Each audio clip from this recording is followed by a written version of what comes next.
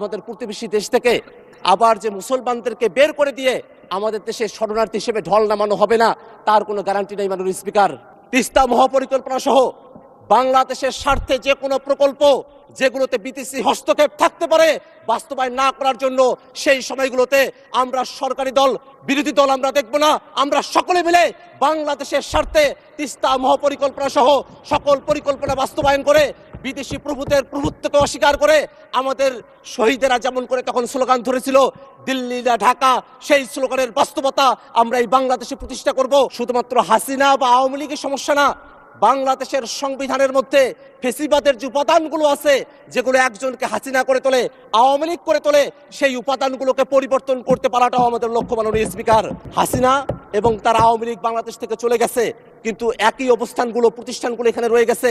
অবশ্যই রাষ্ট্র কাঠামোর যে ঘুণে ধরা ব্যবস্থা সেটাকে সংস্কার করে গণভোটের যে রায় সেটাকে বাস্তবায়ন করতে হবে। মাননীয় স্পিকার, আজকে অত্যন্ত একটা বিশেষ পরিস্থিতিতে আমরা এই সংসদে এসে কথা বলার একটা সুযোগ পাচ্ছি।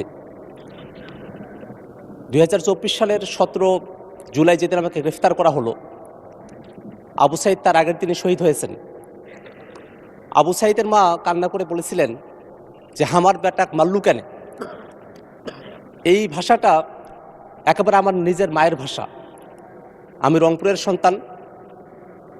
রংপুরের ভাষায় আবু সাইদের মা যখন এই কথাটা বলেছিলেন, তখন এই বাংলাদেশের শিক্ষার্থীরা, বাংলাদেশের আপামর জনতা, তারা সকলে রাজপথে নেমে এসেছিল। হাজার হাজার মানুষ তারা শহীদ হলেন, হাজার হাজার মানুষ পঙ্গু হলেন। অনেকে এখনও আছেন যারা হয়তো মারা গিয়েছেন, কিন্তু তাদেরকে এখনো পর্যন্ত খুঁজে পাওয়া যায়নি। এমন বিভৎস একটা সময়ের মধ্য দিয়ে বাংলাদেশের মানুষেরা আমরা সকলে মিলে ঐক্যবদ্ধ হয়ে আমরা সে আন্দোলনে ঝাঁপিয়ে পড়েছিলাম। আমরা জানি যে এখানে বিএনপির যারা বন্ধুরা আছেন, যারা জামাতের আছেন, আর আমরা নবগঠিত এনসিপি অর্থাৎ আওয়ামী লীগ এবং তাদের দোসর ব্যতিরেকে বাংলাদেশের এমন কোনো পক্ষ নাই, এমন কোনো মানুষ নেই যারা 24-এর অভ্যুত্থানের সময়টাতে রাজপথে তারা নেমে আসে নাই।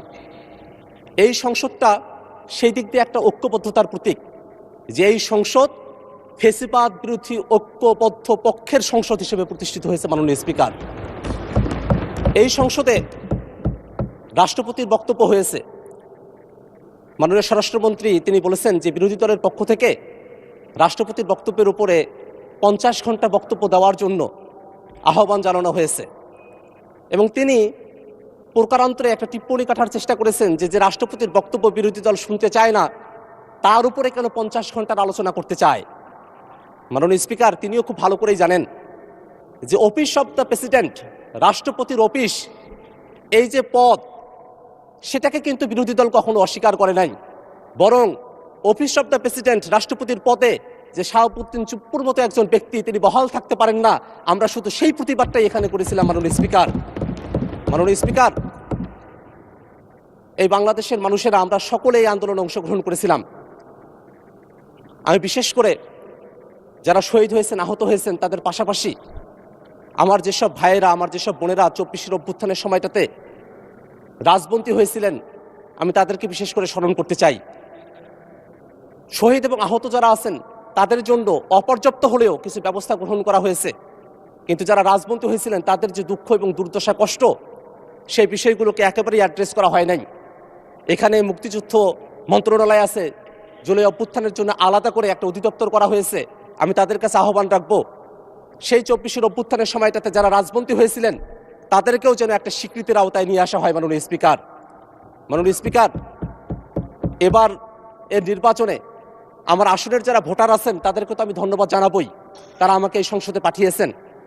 তাদের বাইরে গিয়ে আমি সকলের পক্ষ থেকে বাংলাদেশের যেসব মানুষেরা যারা প্রবাসে অবস্থান করছেন, প্রবাসে থেকে এবারে তারা প্রথমবারের মতো ভোট দানে তারা অংশগ্রহণ করতে পেরেছেন, আমাদের সেসব প্রবাসী ভাইয়েরা যারা প্রবাসে থেকে 24-এর অভ্যুত্থানে তারা সমর্থন দিয়েছিলেন এবং আমাদেরকে ভোট দিয়ে সংসদে নিয়ে এসেছেন, সেই সব প্রবাসী ভাইরা যারা কষ্টে আছেন কিন্তু দেশের প্রতি তাদের যে টান, তার প্রতি একটা সম্মান আমরা এই সংসদ থেকে জানাতে পারি। মাননীয় স্পিকার, আমরা নতুন করে একটা বাংলাদেশ আমরা করতে চেয়েছিলাম, যে বাংলাদেশটাতে রাজনৈতিক হানাহানি, কাটাকাটি, মারামারি সেগুলো থাকবে না।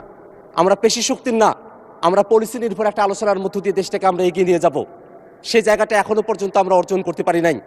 আমাদের এখানে এতগুলো অধ্যাদেশ পাশ হয়ে গেল, আমরা কিন্তু সেগুলোর উপরে বিস্তারিত আলোচনা করার সুযোগ পাই নাই।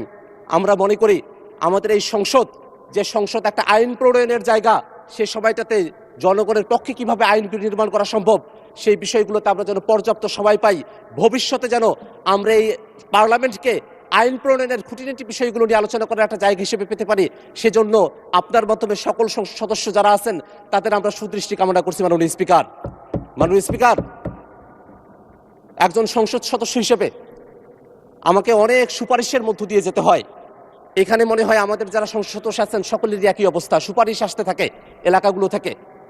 এমনকি কোনো একজন ব্যক্তি অসুস্থ হয়েছেন, মেডিকেলে একটা তার সিট প্রয়োজন, সেজন্য আমাদেরকে সুপারিশ করতে হয়।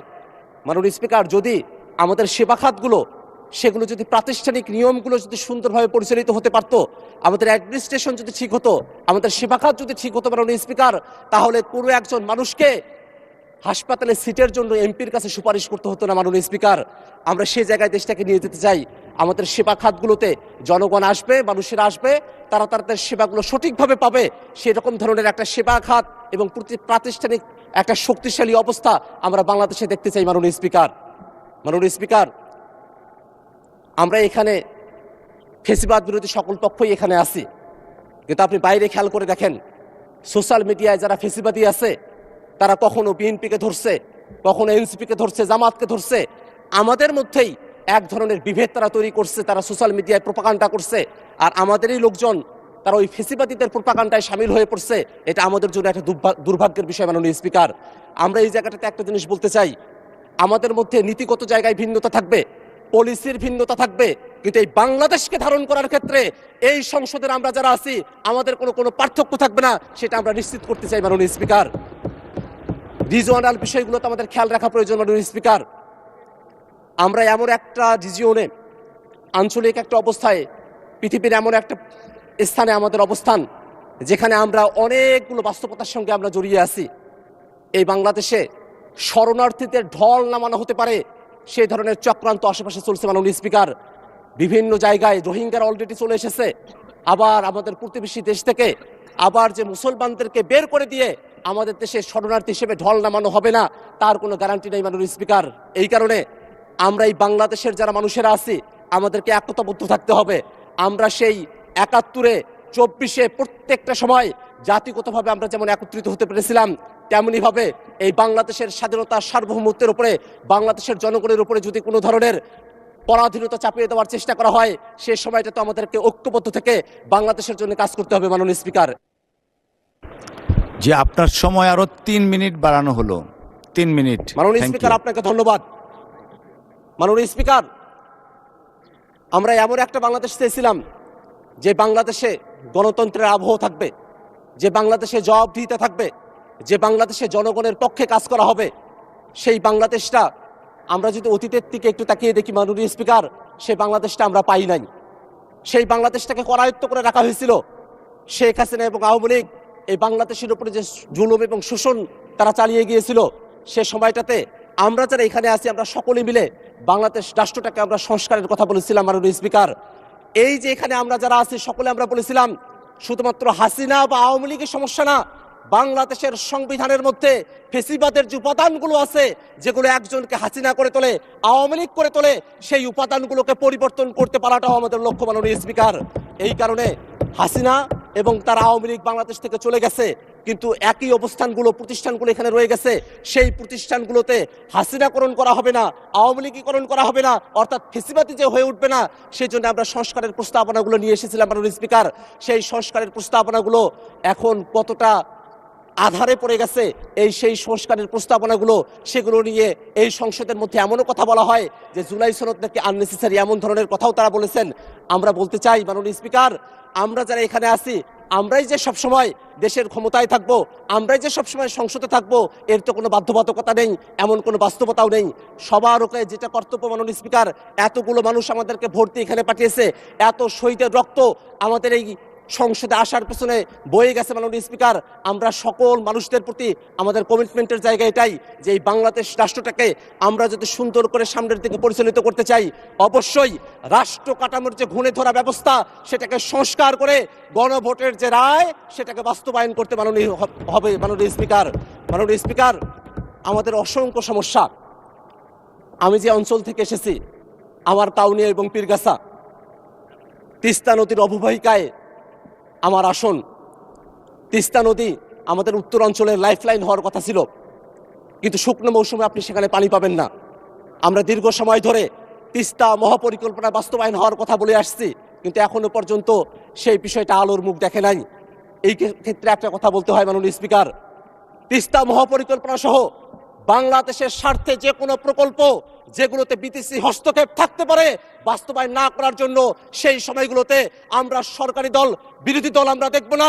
আমরা সকলে মিলে বাংলাদেশের স্বার্থে তিস্তা মহাপরিকল্পনা সহ সকল পরিকল্পনা বাস্তবায়ন করে বিদেশি প্রভুত্বকে অস্বীকার করে আমাদের শহীদেরা যেমন করে তখন স্লোগান ধরেছিল দিল্লি না ঢাকা, সেই স্লোগানের বাস্তবতা আমরা এই বাংলাদেশে প্রতিষ্ঠা করব।